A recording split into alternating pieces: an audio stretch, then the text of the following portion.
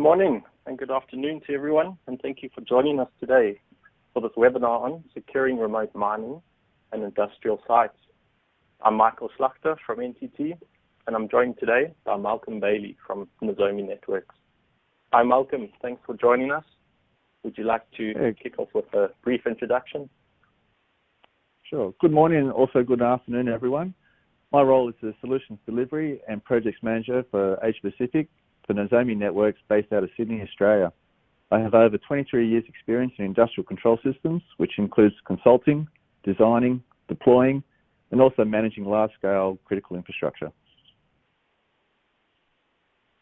Thanks for that, Malcolm. I look forward to hearing more about Nozomi and the Guardian system later on. A short introduction to myself, Michael Slachter. I'm a senior consultant for operational technology and IoT and head up the ANZ OT practice at NTT. I originally joined the NTT Security division. My background is process control engineering and industrial automation, and I have around 14 or 15 years experience within various verticals. I've also had the privilege over the last 12 months of working with Malcolm and the Nozomi team. Today I'll be running through how we as NTT are helping clients assess and secure their OT environments, and then Malcolm will take over and run us through securing mining sites. And towards the end we'll have a few minutes for some Q&A. Brief introduction to NTT.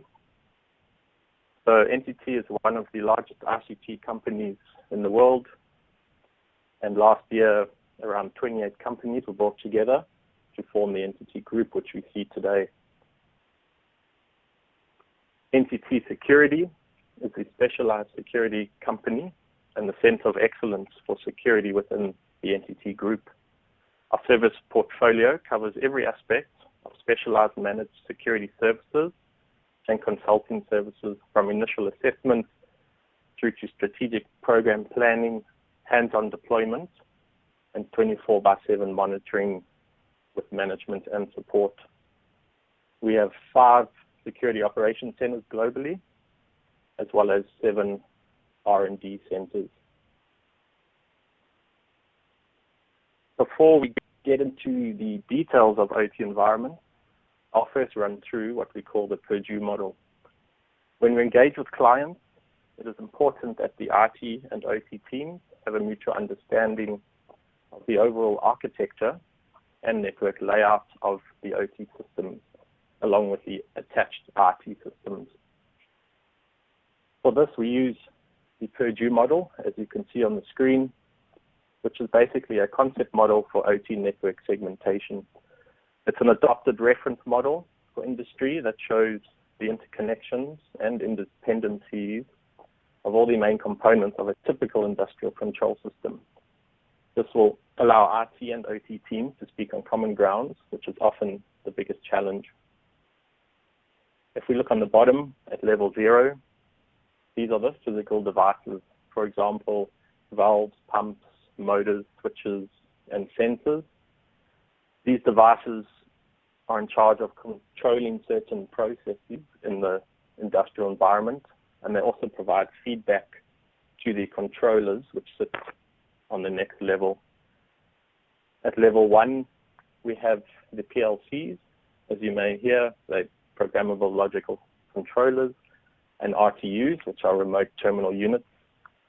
These devices are said to be the brains of the system and hold the program and decision-making logic. This logic could be basic operational logic, decision-making logic, and even safety system logic. If we move up to the level 2, this is the supervisory control level. This is the first level where we would start to see Windows-based systems. HMIs, which are human-machine interfaces, provide a graphical interface to what is being executed in the programmable logic controllers and the systems below. This allows the operators of the plant or the manufacturing site to gain visibility into their process and also allow them to control and monitor the various control loops. Level 3, moving upwards, this consists of high-level operation and control devices. These could be historians, which will log all the data from the PLCs and HMIs. A historian would typically be an SQL server, which would contain the plant data, such as process values, alarming, messaging for any sort of given time frame. Also in this level, we would have the engineering workstation, which would be the central computer where engineers and site personnel would make changes to the code within the PLCs and the HMIs. Generally speaking, the engineering workstation would have full access to all devices on the OT network. Remote access to these engineering workstations is also common. This allows for remote support from either internal engineers in the enterprise level, connecting through, say, such as VPNs, or even third-party vendors that need to support or troubleshoot any breakdowns. The DMZ level, level 3.5, which you might hear, this is where systems would sit that have functionality for both the OT and the IT systems. For example, a central historian, which would sit in the DMZ, and that would be connected to the various sites or operational areas nationwide, for example. There's also possibility of patch management servers. These would need to be connected to the internet through the IT enterprise level, but also have access to various OT systems from level 3 and below. Level 4 and 5, this is the enterprise level. So this would have the generic systems that IT teams would take care of and have ownership of. That, in a brief introduction, is the Purdue model. Some companies will have their own customized Purdue model, where level 3 and below would be spread out geographically between various sites, but from the DMZ upwards, that could be contained in one headquarter or office space. We touched briefly on some security incidents. It's becoming more common to see these cyber attacks in the news. We have seen relevant reports of ransomware attacks in 2020 alone, with the likes of, unfortunately, Toll's incident, where they fell victim on more than one occasion, Lion Brewery, who had 3 weeks of lost production and downtime, and then also Honda globally, who had their productions impacted. Many organizations are implementing initiatives such as Industry 4.0, as we hear, and what this enables them is to optimize their operations by incorporating technology such as IIoT, which is Industrial Internet of Things, along with big data analytics. As a result, there's a large increase of connectivity between the IT and the OT systems, which increases the overall risk due to an increase in the attack surface. Another issue that we face is OT networks lack any sort of control, such as encryption and strong authentication.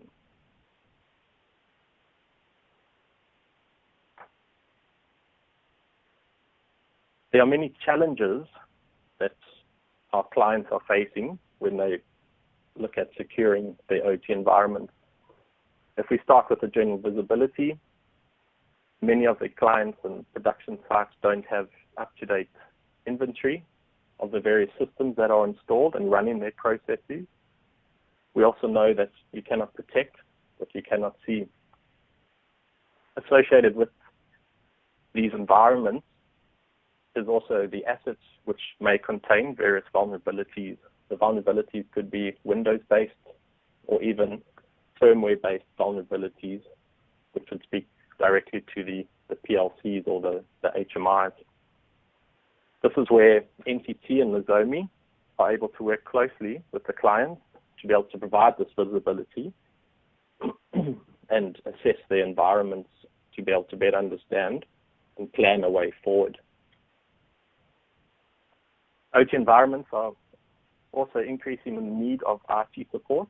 As I said, the IT and OT systems are converging.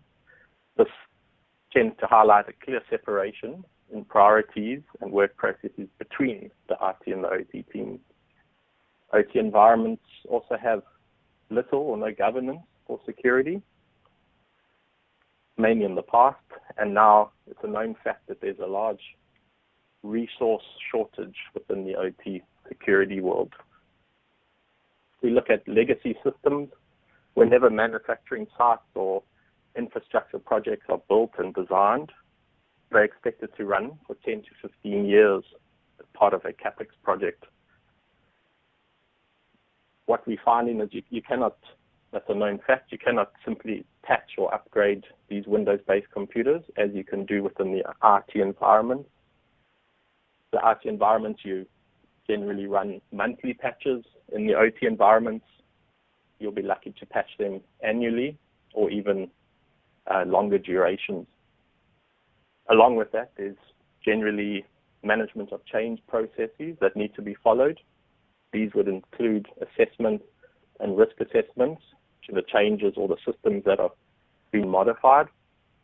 And these could take anywhere from 6 months plus to plan and execute on the systems.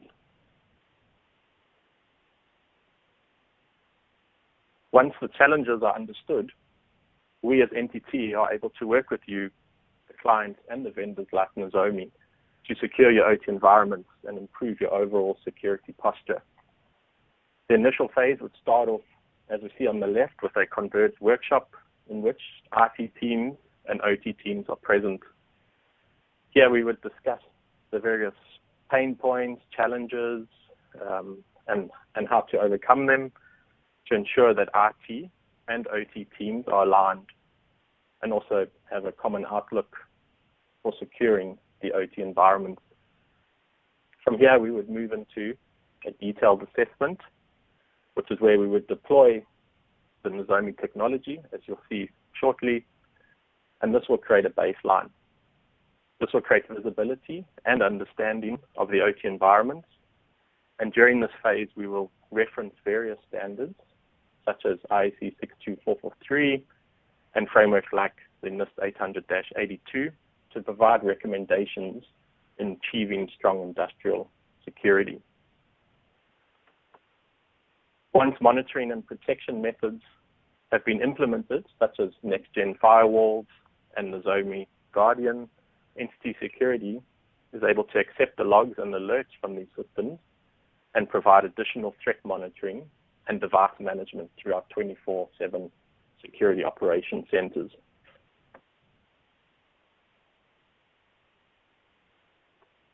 Highlighted here are some of the statistics that we found or have from our global OT consulting team. As I run through the slide, you should see a poll notification pop up. So if applicable, could I please ask you to participate in the poll, indicating which phase you may be at. There will be phase 1, phase 2, 3, and 4. So at phase 1, we have seen around 42% of clients are in the technical discovery and the planning phase, with majority of organizations in total being in either phase 1 or 2, where phase 2 would include the network segmentation and the use of next-gen firewalls and a type of anomaly detection. If we go further to the advanced phase and protection, phase 3 and 4 would suggest where organizations would need to be. This is managing and monitoring OT environments continuously and having some sort of incident response plan in place. The endpoint protection is also important and could make use of, say, application whitelisting and device hardening. Secure remote access needs to be in place, especially for the remote connectivity that we've had to follow this year specifically, and also the need for remote support and troubleshooting of your various control systems. So with that, I'd like to Thank you for your time, and I will hand over to Malcolm, who will run us through Nozomi networks. Thanks, Malcolm. Thank you, Michael.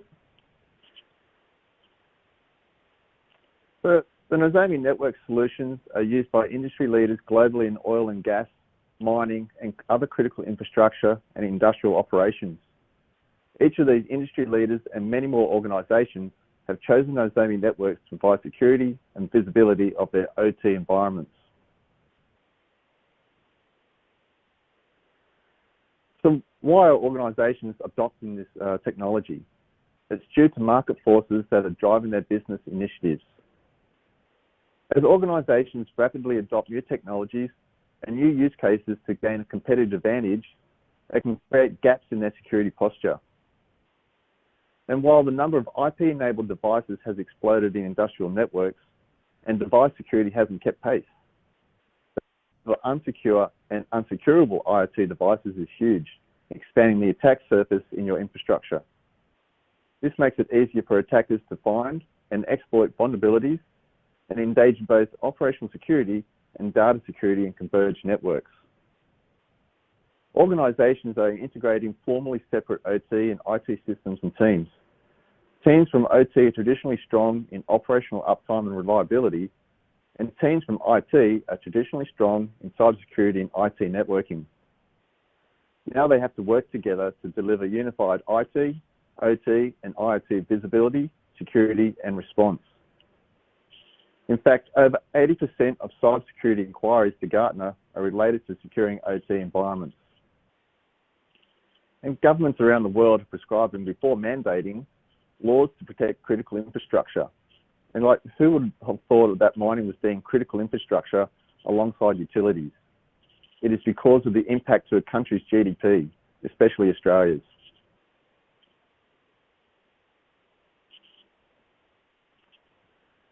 Now I want to give you more of an insight in how we deliver value to our customers.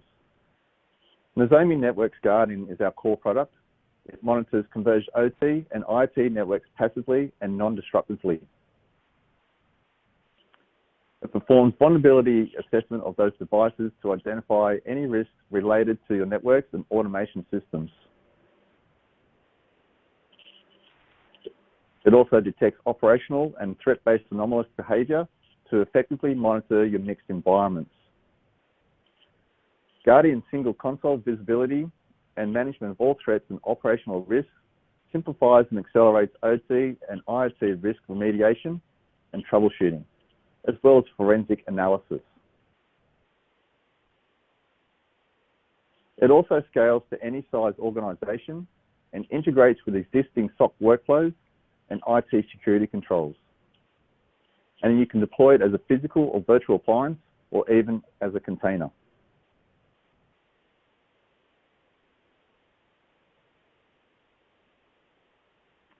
So one important element of our platform is that it is extremely open. We've built it as an open platform to integrate with other technologies and not another siloed technology. We integrate with SIEM and data analytics products. We support other vendors' protocols and systems and integrate with a wide range of OT and IT tools from enforcement to automation.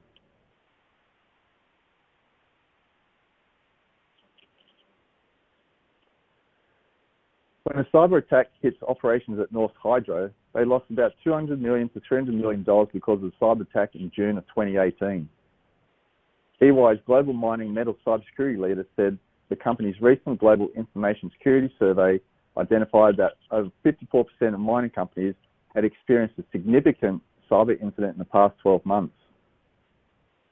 And when the Canadian banks and mining companies were targeted, a simple data breach put 2 mining companies in Canada in a scramble to secure their networks. The hack of one of Canada's largest mining companies highlights the fact that this is a key risk facing corporations worldwide. And companies often pay the ransoms demanded by hackers to just make the problems go away, according to the experts.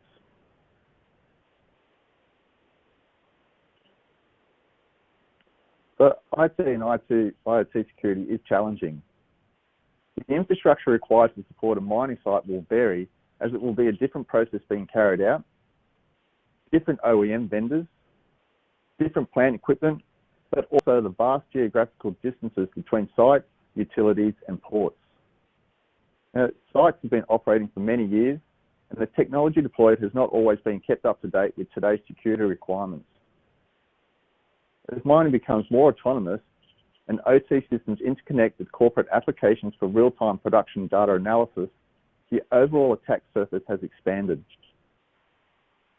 And as new technologies introduced to make facilities more efficient and production output of a higher grade to allow greater revenue, the OEM vendors are bringing their A game to assist. They're starting to introduce hardened secure products, which is creating the playing field for a more sophisticated and targeted attacks. And for the teams monitoring these OT environments, they are under-resourced and have gaps in their skills and knowledge to protect.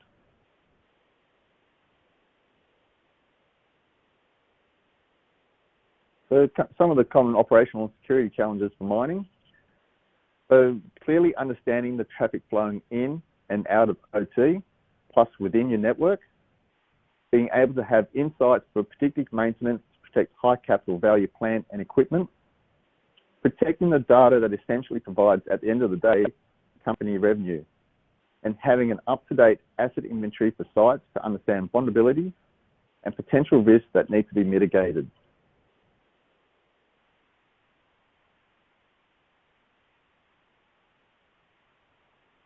As Michael spoke earlier on the Purdue Model, it is a very good visual representation for understanding where typical OT assets are located within the environment.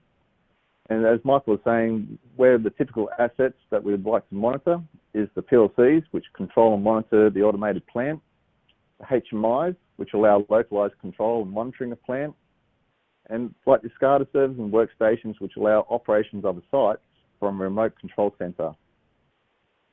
Having this knowledge will then lead you to know within a site your network traffic flows and therefore the critical traffic for monitoring. And where the Nozomi network SCADA appliance covers is from level 3.5, the OT DMZ, and below. This allows for full visibility in the OT environment, easily scaling across multiple sites and connecting to the central management console for the single pane of glass view, which also incorporates the Nozomi network's research lab curated real-time threat intelligence and the asset intelligence feeds.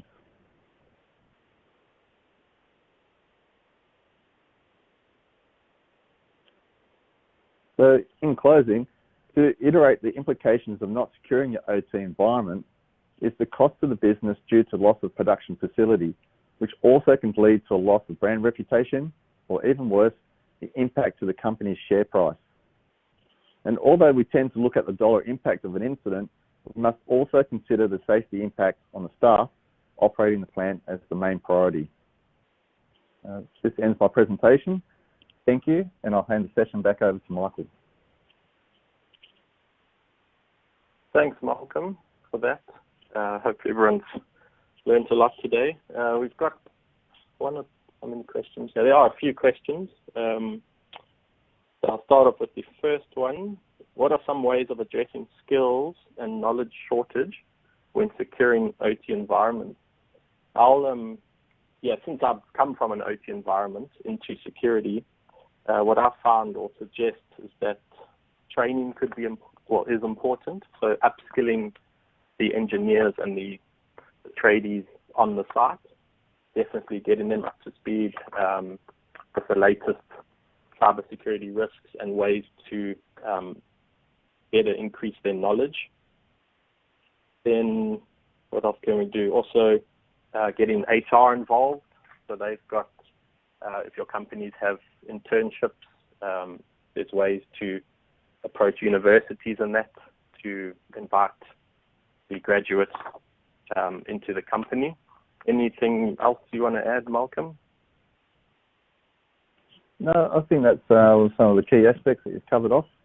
I think that's one of the things I've been working on over the years, is to be able to increase the skills within the OT environment, because it is a specialised environment that is learnt over many years. So just enhancing on what's already learnt within an environment, but just bringing in some of that other cybersecurity content will help increase the skills gap. Great. Next question. I'll give this to you, Malcolm. So, where do you generally see cybersecurity being driven from, IT or OT? That's a good question. From what I've seen, it is largely driven by IT, as this is where the budget for organisation cyber projects and operations is generally allocated from. But although in saying that, IT has the purse strings, I've seen more often than not, like the OT and IT teams collaborate very effectively together. But the thing to point out is, yes, at the start of these projects where you're working between IT and OT, there can be some roadblocks, but I'd see it generally being overcome by educating the OT in IT security reasoning, and then that vice versa, where you're educating IT and OT, and why you can't just like switch off a PLC on a site that is controlling that safety function, or even parts of a high revenue process plant. This is what I would call that cross-skilling and bridging that knowledge gap between the two. Great. Yeah, that hit the nail on the head. And yeah, just maybe for clients on the line, should they wish to get involved in or trialing the Guardian system, what's the best way to get in contact with you and Nozomi? I think so. Probably on that, we can be contacted either directly through NTT or through our Nozomi Networks website. And when we're working with NTT or to come onto the site, so Nozomi can install the appliance, either virtual or physical, and which, as we were saying earlier, will provide that visibility and insights into the security state of your OT, IT environment. So we'll provide our contact details after this webinar, and we'll be happy to assist. Yeah, thanks for that. And yeah, I'll echo what Malcolm said. So please get in touch with us at NTT. We'll happily work with you guys to set up some POCs, to kick off some workshops. Yeah, and just assist you going forward in terms of cybersecurity within OT networks. So thank you for your time, everyone. Hope you gained some valuable information from this. Sorry, one last question just popped in. How much bandwidth does Nozomi consume when deployed at a site? Does it communicate back to a data center? Malcolm, on this, yeah, I think it would depend on the throughput as well, what part of the network you're monitoring, particularly around the VLANs, how the network is structured. Yes, it does communicate back to a central management console, and that's very lightweight. There's compression involved in the actual the data that's been sent through and the way it's been synchronized. It can also be throttled back on the bandwidth too. So there's a couple of considerations in that first part of that question. How much bandwidth? Again, it will come down to the network itself on a per site basis. So it can be quite limited in what it requires. Great. There's another one. In your opinion, in our opinion, how far away are we seeing OT teams converge with IT teams in terms of controls, budgets, and people? Is this a technical problem or a cultural problem, or both? From my side, I'd say it's definitely both.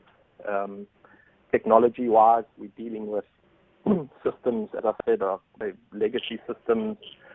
We're talking about sites that originally were air-gapped, so there was no mention of the Industry 4.0 or any of these convergence technologies. But as we've seen the technologies converge and the use of, or the need for large data analytics and that to improve production and efficiency on the site, it is merging closer together. So that's a technical issue, and then also the cultural. I think just the way that operational engineers and that, they know their plants back to front. They're all about high availability, uptime. So if the plant's not running, the plant's not making money for the business. And then in the IT space, just the way that technology is rolled out across IT, you cannot use those methods within the OT environment. So there'll be a slight cultural change or mix between the two. And I guess it's up to us and clients to train both OT and IT and allow them to understand both environments to better assist that convergence between the two teams. Another question come in. Does it? Yeah, sorry. I'm just going to add a bit onto that, and also depends on the maturity of an organisation as well, where they're at and what the drivers are to bring together the OT and IT teams, because they both have a skill set, and neither are going to be 100% coverage of both the OT skill set or IT. Hence the reason why you need to bring the two teams together. So I think from a legacy opinion, it's a cultural problem, saying that the SCADA is a black box and no one else knows about it. So it's about bringing together and bringing the right skills into the team to ensure that you can, as I was saying earlier, that cross skill. And that's the way you're going to bring or shorten and decrease that gap between the two and the knowledge. Yeah. 100%. So just a question towards the Guardian. Does the traffic need to be encrypted for Nozomi to do analysis? What happens if there's an application layer encryption? So purely around on that, we'll be able to detect if, even if it is encrypted, we'll still be able to detect the traffic flowing across the network. But to see within inside it, yes, it should have to be decrypted. But in saying that, Nozomi, we're working on Working Group 15 in regards to the area of encryption within the actual OT communications layer.